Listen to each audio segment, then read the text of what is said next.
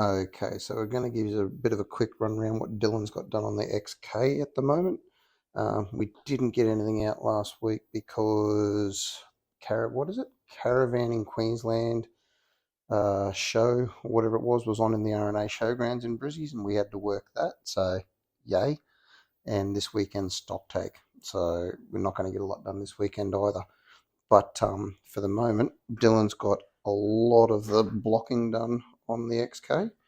We'll just run around and show you what he got done a couple of weekends ago.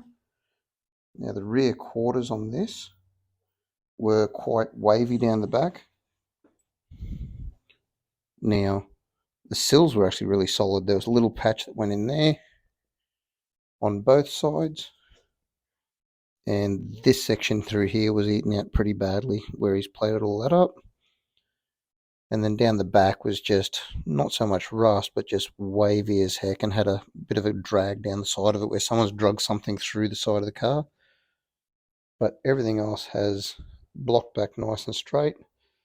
Looked like over the years people had lent on top of the fenders, on the rear quarters, sorry. So all down the top here was all nice and wavy.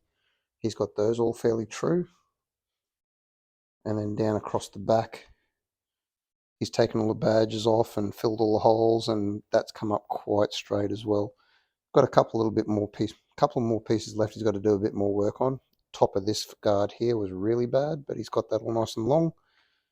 And down here in the corner is where at one point the bumper reversed into something and got pushed in and creased the quarter, and we had to try and push out and shrink out there a bit. But all in all, he's got a fair bit done.